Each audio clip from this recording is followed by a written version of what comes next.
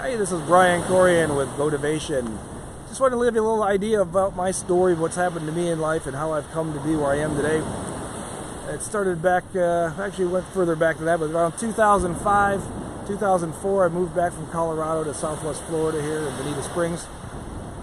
And I started buying some real estate. The economy is doing great. Some of you might remember it, some of you don't, but real estate, every 30 days, the price of a house would go up another $5,000 to $10,000, sometimes more. And I was living that dream. I was building up a portfolio of houses. I had 14 houses at the time, all rental properties. I know, and I wanted to start, I got to diversify in case something happens. I was thinking a little bit that way. And I opened up a furniture store with a partner of mine. And we opened that up, and we did new and used consignment furniture. And we bought a second furniture store about 10 to 15 miles up the road, another consignment store. And we couldn't find a good moving company to do our furniture delivery, so I opened up a moving company and bought a 25-foot box truck, and did that to cater to our stores. I still have my rental properties. Things were going good. Money was coming in from all directions.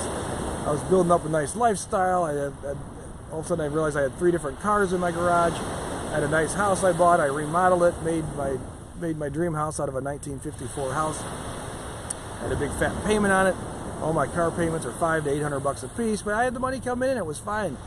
And if you guys didn't remember, in 2008, everything just stopped. And everything I had was evolving around the real estate industry.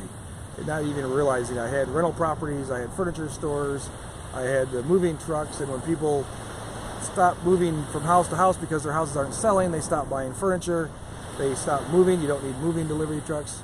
So I said, you know what, I'm going to get this going. I said, and that's when the foreclosures started happening. And I said, well, I'm going to take advantage of this. I got a truck that's not being used. I got a place to sell the furniture off. And I went and started cleaning out foreclosure homes. And the bank said, well, if you want to remove all the furniture, you got to maintain the house for us. So I actually started a lawn care company because I had to maintain the lawns. I started a small cleaning company, and we took care of that. And things were just, and I felt like things were still going good. I was keeping a positive attitude. You know, I'm doing the change that you need to do to make things happen.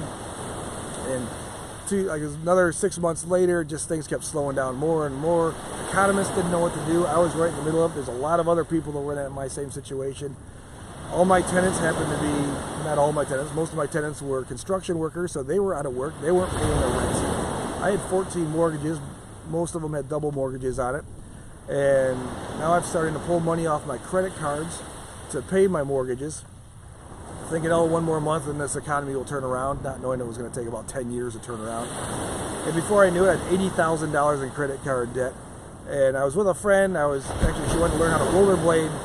And I sat down with her, and I had $150 in my hat. And it fell out of my hat when I took it off. And she's like, why do you have money in your hat? I said, well, one, my pockets don't have shorts. And 2, that's the last $150 to my name. She said, what are you talking about? You got 3 cars, you got 4 businesses, you got rental properties. I said, nothing's making any money. It's all, I was dead broke. I had $150 to my name, and I just broke down and cried. I had 9 employees I had to have payroll with in 6 days on Friday for payroll.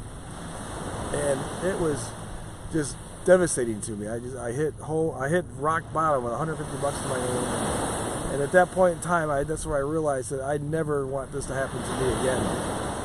And I just started changing things. I made a plan. I made a goal. I created a vision board, and I had a dream of I wanted to live on a boat one day. I wanted to meet the woman of my dreams. I wanted to live in Old Naples, which is like one of the most expensive spots in Florida to live. And I wanted to be debt free. I wanted to get out of that, and I jumped on the back. I bootstrapped on, and I met Janice, my now fiance.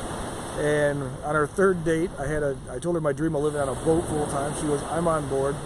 And we literally sold everything we had. We sold her house. We got rid of my house. We sold all our clothes. We sold all our furniture. We kept just enough clothes to fill a closet on the boat. And we scraped enough money together to buy a 45-foot boat. Now, it's not, people say, ooh, it's a big fancy boat. No, it's a 1988 45-foot boat. So it was an older boat. We picked it up for about $40,000 and moved on to it. We lived on that full time. Meanwhile, I got my captain's license. I built that up to get my captain's license. I started working in different marinas. I got a job as a deckhand so I could learn the boating industry, where people were working. Janice started bartending. And we did pretty good. And within a year and a half, I cleaned up all my debt. We were debt free, and we broke out of that shell. And within a year and a half, by 2010, we were working 8 months out of the year and traveling 4 months a year on our boat without having to work. We took our boat to Hilton Head Island.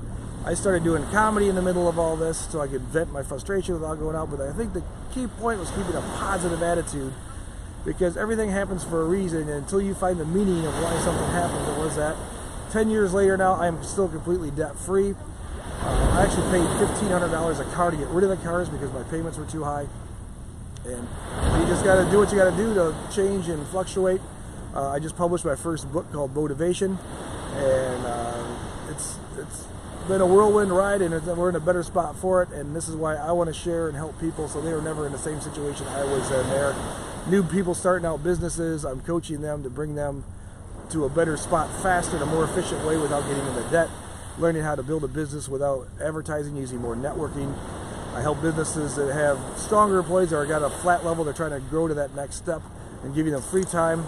You look at a person who's had a business for 8 to 12 years, typically they're working 60 hours a week, they don't have free time, they feel like they can't leave work because nothing will get done, and you have to make people accountable for holding a check, so we work with that. But if you got a little business, you're thinking about starting a business, I'm willing to sit down and talk with you.